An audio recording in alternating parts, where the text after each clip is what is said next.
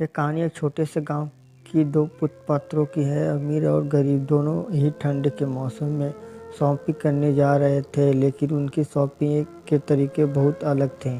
अमीर साहब का नाम था रवीश। वह एक बड़े शहर में रहते थे और उनकी फैमिली हमेशा लग्जरी चीज़ों की शॉपिंग करती थी। ठंड के मौसम में उन्हें अपने पहनावे में सबसे बेहतरीन और महंगे कपड़े चाहिए थे। रवीश एक बड़े मॉल में गए जहां वह ठंडी सर्दी के मौसम के लिए सभी प्रकार के डिज़ाइनर कोट, ऊनी स्वेटर और फैंसी जैकेट्स रखी हुई थी। वह बड़ी शान से एक महंगे कोट को पहनते हैं और उसे देखकर खुश होते हैं। वह कहते हैं, वाह, एक कोट तो सचमुच मुझे ठंड से बचाएगा और मुझे स्टाइलिश भी दिखाएगा।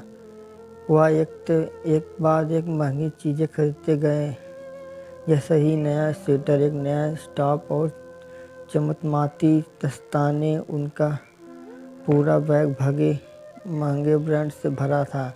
रवीश को कभी यह चिंता नहीं थी कि पैसा कहाँ से आएगा, क्योंकि उनके पास बहुत पैसा था। अब बारी थी गरीब साहब की, जिनका नाम था भोला। वह गांव में रहते थे और उनकी ज़िंदगी बहुत सादगी से चलती थी। ठंड के मौसम में उन्हें भी गर्मी कपड़े चाहिए थे, लेकिन उनके पास उतने पैसे नहीं थे। भोला ने अपनी पत्नी से कहा, देखो, इस बार ठंड काफ़ी तेज़ है, मुझे कुछ गर्म कपड़े खरीदने हैं। पत्नी ने कहा, ठीक है, लेकिन ज़्यादा पैसे खर्च मत करना। भोला गांव के छोटे बाज़ार में गए, जहां पर सस्ती और सामान्य किस्म के ऊनी कपड़े मिलते थे। उन्होंने एक पुराने स्वेटर को देखा और उसे छूकर महसूस किया, यह तो अच्छा है, लेकिन थोड़ा सा पुराना है। फिर उन्होंने एक और स्वेटर लिया जो थोड़ा सस्ता था और घर के बजट में फिट हो रहा था। उन्होंने एक साधारण शाल और गर्म मोजे भी खरीदे ताकि ठंड से बच सके। भोला एक गहरी सांस ली और कहा, कम से कम अब मुझे ठंड से बचने के लिए कुछ तो मिल गया।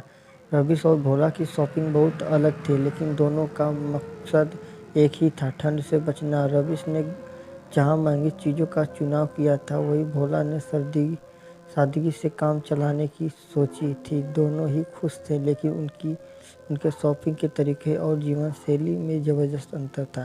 कहानी का संदेश यह था कि अमीर और गरीब की ज़िंदगी अलग अलग होती है, लेकिन सबका उद्देश्य एक ही होता है, खुशी और संतुष्ट पाने का। किसी का जो चीज़ें सस्ती लगती है, वही दूसरों के लिए लग्जरी हो सकती है।